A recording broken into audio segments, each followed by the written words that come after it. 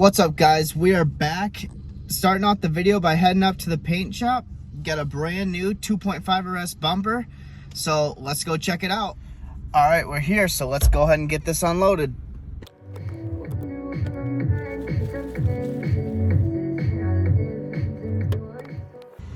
You know what that means, boys. Nothing hurts. Good, how are you? Just this?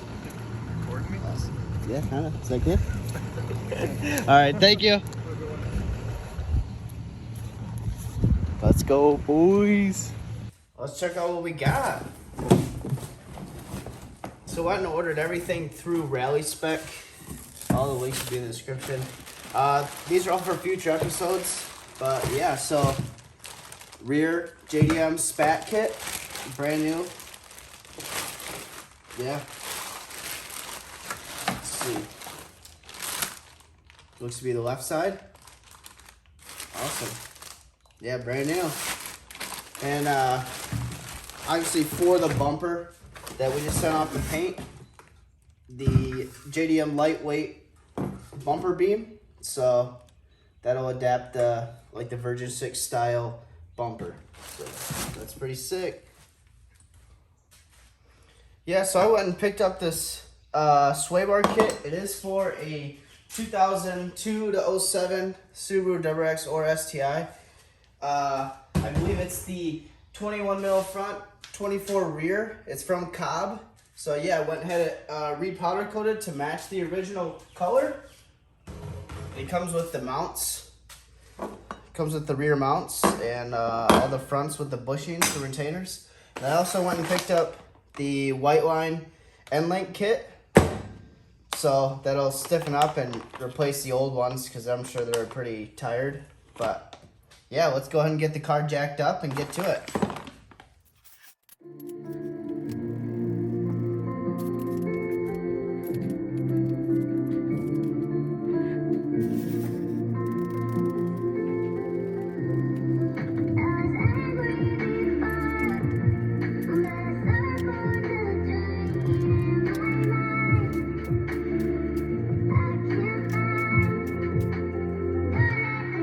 So we got the tires off. First thing you're gonna wanna do, probably spray down the screws and the bolts with your penetrating oil. This is gonna be the rear one here, and then the two on the back side of the end link. Let's see if we get it there. Yeah, so this one here, and this one. And then we are gonna be replacing the mounts on this. So this screw here, and there's one on the back side here as well.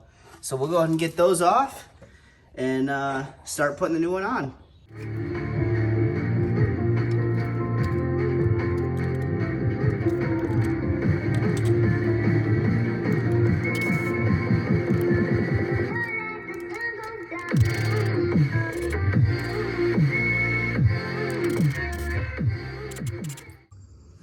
So everything seemed to come out all right. Yeah, there's the end link that came off of there. The mount, the whole mount come off. Everything came out good. So yeah, let's move over to the other side.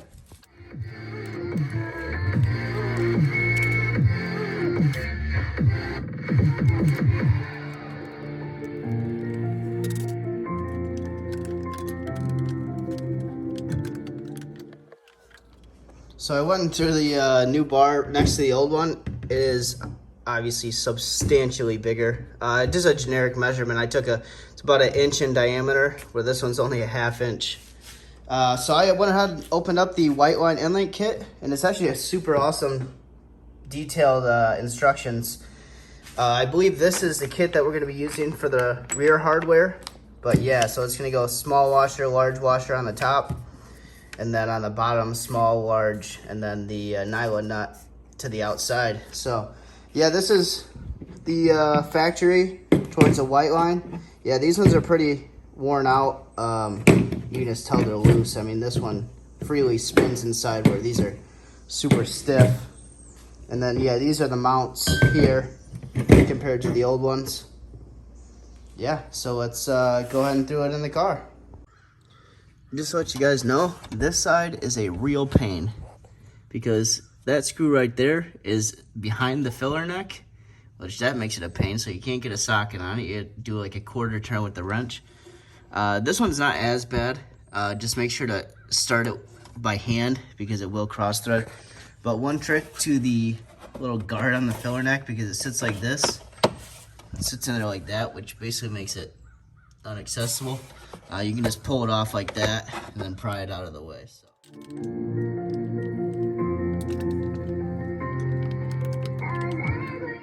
Also, when assembling, use this lube to go ahead and put it on the inside of the bushings as well as the outsides of the end links. First thing to do when getting the bar reinstalled is you're going to want to put the bar in the brackets so it'll hang there, and then you can go ahead and put the both end links on. Always use anti-seize when putting everything back together because you don't want to be snapping your bolts off.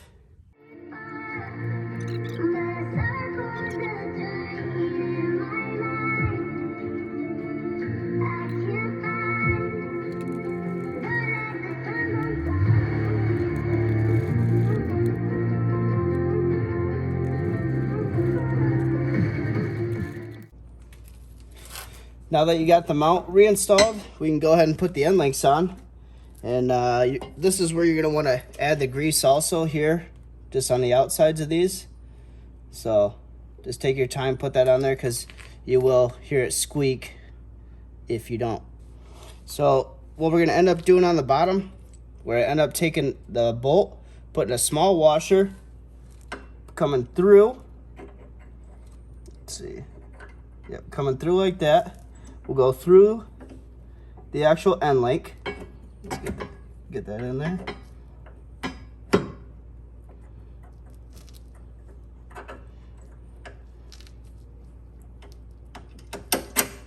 Come through the end link like that. Then we'll take another one of the small washers like this and the nylock nut, and then put on the end of that. Also add Loctite to that, just in case, or anti-seize, not Loctite. Put that on there loose, and then same thing up top. You're gonna come through whatever setting. I'm gonna go in the middle just for right now, just to see how everything goes, and then you're gonna go take that over, if we can get it.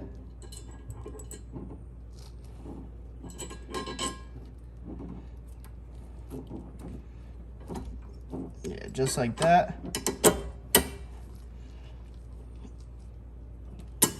Just like that. You're going to take the big washer and go on the outside there with the nylock nut. Anti-seize there too. And then go ahead and tighten it down.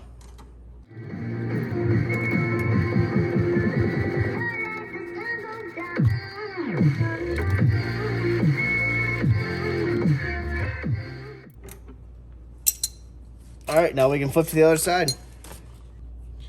One thing for the last clip, I ended up putting this on the outside, like that, for the other side, but it seems that the bar is a little bit wider to where it wants to be on the inside of each one. So I don't think it's gonna affect the actual performance of the product, but you do end up switching the washers around also. So you end up putting the big washer like this on this bolt, and then you'll put it through. Take that, put that to the, match that to the same setting on the other side, push it through, and then putting it together like this. I don't think it'll affect the performance or anything like that, but it was a little bit wider than the stock bar. I don't know if that's because this is the GF chassis and the bars for the GD chassis, but this should still work. So now the rear is done. I'm gonna go ahead and install the Cobb sticker in there. I wanted to make sure it got centered, so now that I know it's in the correct location, I can go ahead and put that on there. So got all those links on. Went ahead and got the sticker on, all centered. So yeah, we're gonna go ahead and move up to the front. Basically repeating the same process, a little bit different though. Here's your two Endlink bolts there and underneath. And then with this one, you're gonna be removing here. This is the mount to the chassis itself. And then you're also gonna be removing this plate here as well. And that's got two on the front, and then there's two on the back also. So let's go and get to it.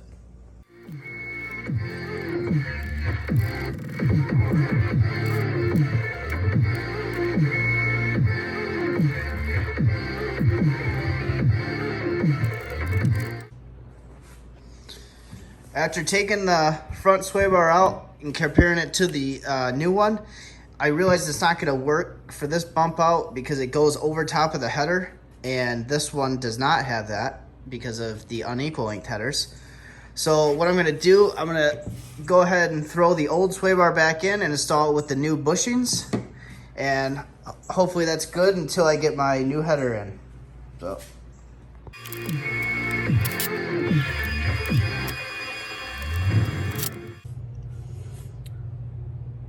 So now that we're assembling the front, there's gonna be two different sizes here. You got an 8mm on the bottom and a 10mm on the top. And how you're gonna wanna assemble it, you're gonna have the 8mm bolt with the 8mm small washer. Push that through. Once you get that in there, make sure it's greased. That will go through there. You know, you'll just have a nut on the backside, no washer. Then you'll bend that up. On the inside, you have the M10 bolt with the smaller washer. That will go through the top. And then you'll have the bigger washer on the outside. It'll be something like that. And then you'll take the bigger washer, go over it, and then you put your nut on. Make sure to put some anti-seize on the threads. And you go ahead and tighten it down. For the 8mm, they're gonna be 13 millimeter wrenches, which kind of stinks because typically Subarus are all evens except 17 and 19. So you'll tighten that down.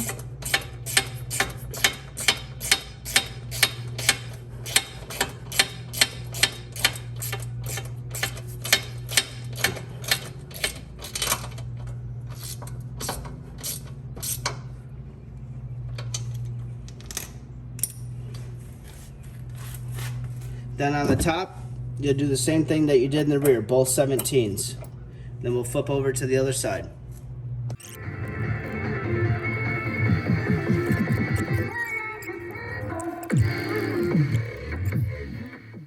So I just wanted to do a little voiceover of the overall reaction to the new driving characteristics. It's 100% better. The car is even more confidence inspiring, and I have yet to drive the car even close to its limit. But there's no more understeer. The first clip is in slow motion, and then the second is in real time. The vehicle is going around 50 miles an hour, but it seems very slow, so hopefully that's a good thing. But thank you for watching. Hope you liked it, and see you in the next one. Peace out.